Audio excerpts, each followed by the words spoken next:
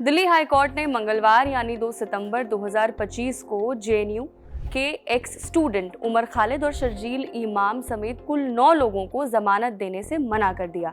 अब इन लोगों पर 2020 के उत्तर पूर्वी दिल्ली दंगों से जुड़े बड़ी साजिश लार्जर कॉन्स्पिरेसी केस में यूएपीए यानी अनलॉफुल एक्टिविटीज प्रिवेंशन एक्ट के कानून के तहत मुकदमा चल रहा है।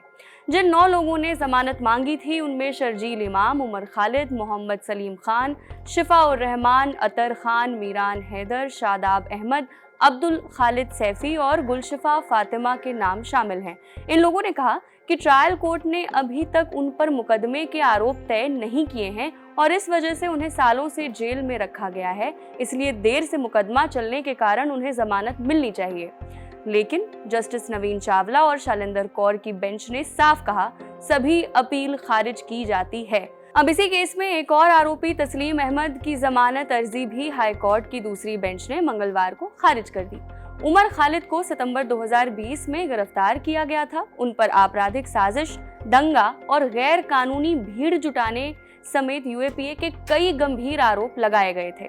वे तब से यानी लगभग 5 साल से जेल में हैं। लेकिन खास बात यह है कि अब तक ट्रायल कोर्ट ने उन पर मुकदमे के पक्के आरोप तय भी नहीं किए हैं।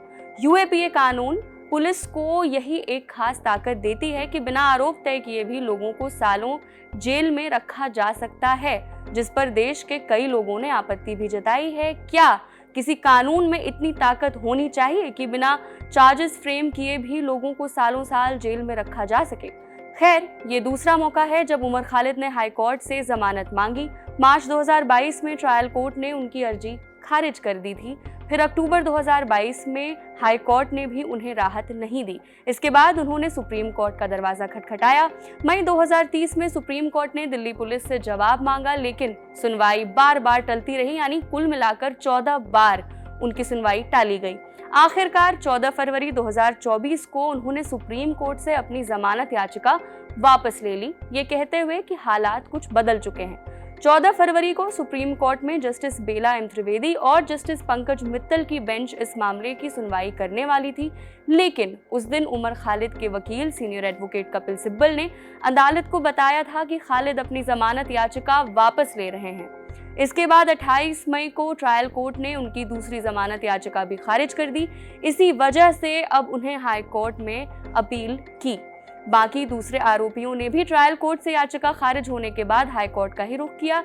हाई कोर्ट में उमर खालिद की ओर से सीनियर एडवोकेट त्रिदीप पाइस पेश हुए। दिल्ली पुलिस ने सबूत के तौर पर व्हाट्सएप ग्रुप चैट्स का हवाला दिया। इस पर त्रिदीप पाइस ने कहा कि खालिद 3 ग्रुप्स में तो थे, लेकिन उन पर उन्होंने कभी कोई मैसेज नहीं किया। उन्होंने कहा किसी ग्रुप में होना ये साबित नहीं करता कि इंसान ने कोई गलत काम किया है। इस केस में मैंने कभी तो कुछ कहा ही नहीं, सिर्फ एक बार किसी ने प्रोटेस्ट की लोकेशन पूछी तो मैंने भेज दी। अगर कोई मुझे मैसेज भेजता है तो उसकी जिम्मेदारी मेरी नहीं है, और वैसे भी उन मैसेज में कोई अपराध जैसा कंटेंट नहीं था, ना ही कोई आपराधिक इंटेंशन ही प्रूव होता है उनसे। पाइस ने यह भी बताया कि खालिद पर न तो हिंसा भड़काने का आरोप है और न ही पैसा जुटाने का। उनकी सारी स्पीच गांधीवादी विचारों पर आधारित रही है। आपको बता दें कि जिस स्पीच की वजह से उमर खालिद पर यूएपीए लगाया गया वो 17 फरवरी 2020 को अमरावती, महाराष्ट्र में दी गई थी। दिल्ली पुलिस का आरोप है कि इस भाषण में खालिद ने क्रांति, इनकलाब जैसे शब्दों का इस्तेमाल किया और इसे हिंसा के लिए उकसाने वाली बात मानकर दंगों की बड़ी साजिश का हिस्सा बताया गया। अपने भाषण में उमर खालिद ने सरकार पर निशाना साधते हुए कहा था, बीजेपी सरकार अपने खिलाफ उठ रही हर आवाज को दबा देती है। इनकी पुलिस तुरंत लाठीचार्ज करने पहुंच जाती है और जेल में डाल देती है, लेकिन हम हार नहीं मानेंगे। वे अगर हिंसा करेंगे तो हम उन्हें प्यार दिखाएंगे, वे अगर जेल में डालेंगे तो हम उन्हें सारे जहां से अच्छा हिंदुस्तान हमारा गाकर सुनाएंगे। हमें फिर से गांधी जी के आदर्श अपनाने होंगे। इस पर दिल्ली पुलिस की तरफ से सॉलिसिटर जनरल तुषार मेहता ने कोर्ट में जोरदार विरोध किया। उन्होंने कहा कि उमर खालिद और शर्जील इमाम समेत बाकी आरोपी देश को धर्म के आधार पर बांटने की कोशिश कर रहे थे। ऐसे लोग जो राष्ट्र विरोधी गतिविधियों में शामिल हैं, उन्हें जमानत नहीं मिलनी चाहिए। मेहता ने कहा, उमर खालिद और शर्जील इमाम देश को धर्म के नाम पर बांटने की तैयारी कर रहे थे। वे ये सब एक साथ मिलकर काम कर रहे थे। गुलफिशा, उमर सब एक दूसरे से जुड़े हुए थे व्हाट्सएप ग्रुप्स के जरिए, और वहीं साजिश चल रही थी। अब इस केस में उमर खालिद और बाकी आरोपियों के लिए आगे क्या नतीजा निकलता है ये तो वक्त ही बताएगा, लेकिन सबसे बड़ा सवाल ये है कि ट्रायल कोर्ट कब जाकर आरोप तय करता है ताकि सालों से अटका ये मामला कुछ आगे बढ़ सके। इस मामले में आगे जो भी अपडेट्स होंगे वो हम आप तक पहुंचाएंगे।